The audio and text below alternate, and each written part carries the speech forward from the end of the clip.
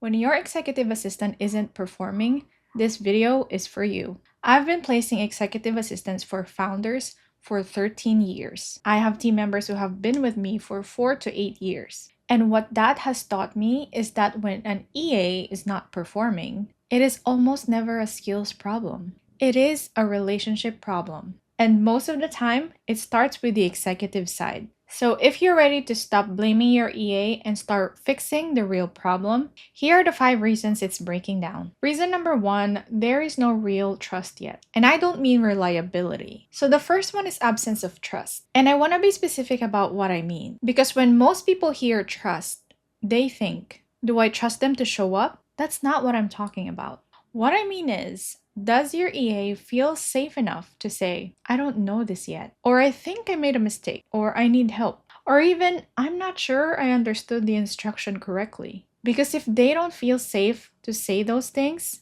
they won't. They'll guess. They'll push something without flagging it. And then you'll see the output and think, this person doesn't know what they're doing. But what actually happened is that they don't feel like they could come to you. I went through this with my own team early on. I was carrying a lot of pressure, and without realizing it, I was projecting that onto the people around me.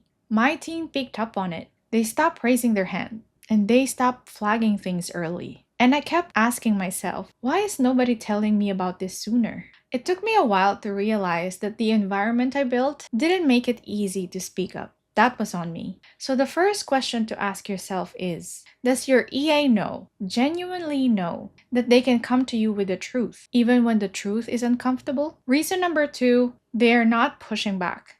And you might be reading that as a good thing. So the second reason, and this one is easy to miss, is that there is no real back and forth happening. No healthy tension, no pushback. And a lot of executives actually like this. It feels smooth. It feels easy. But what's actually happening underneath is that your EA has questions they're not asking, opinions they're not sharing, and a better way of doing something they're keeping to themselves because they're not sure if it's allowed. So they just execute quietly. And when something goes sideways, they're not fully accountable for it because they never truly had a chance to weigh in. I've seen this with my own EAs. The tasks that fall through were never the ones that we talked it through. They're the ones where the person just nodded and moved forward without fully understanding or without believing their input was welcome. What I love about the 8 players in my team, the ones who grow into really strong EAs,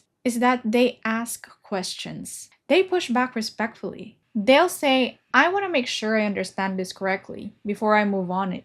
But that only happens in an environment where they believe their input matters. So if your EA is just nodding without ever pushing back, that is not a green flag. That is a signal worth paying attention to. The third reason is that you have compliance, but no real commitment. And there is a big difference between the two. Compliance is they accept the job, they follow the instructions, they complete the tasks. They do what they're told. Commitment is different. Commitment means they understand the why behind what they're doing. They've had the space to ask questions. They know where their ownership starts and where yours ends. And they've decided, I'm in. So let me give you a real example. I sent a voice note to one of my EAs recently, and I was direct with her. I said, number 1, use your best judgment first. If the task is low risk and reversible, go ahead and decide. No need to loop me in. Number 2, we're shifting from questions to recommendations. So instead of you asking me what to do,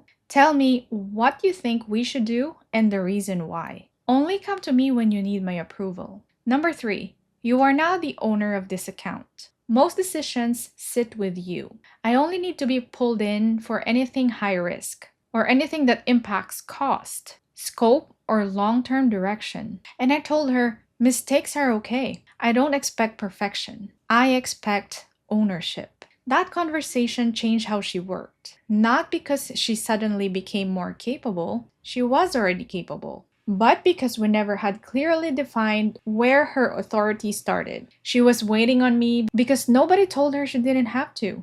Real commitment comes from real alignment. And real alignment requires a real conversation, not just an onboarding doc or a list of tasks. Reason number 4, nobody is holding the standard, including you. So the fourth reason, and I think this is the hardest thing to say, but it's important. When an EA stops performing, one of the most common reasons I see is that the standard slipped and nobody addressed it. Not the executive, not the EA. It just quietly became the new normal. And I am not exempt from this. I delayed hard conversations in my business for way too long. I noticed things drifting. I told myself it would sort itself out. It didn't. And by the time I finally had the conversation, the damage has been done. It costs more to correct than it would have if I had just said something earlier. What I've learned is that not having that hard conversation is not kindness, it's avoidance. And avoidance is expensive.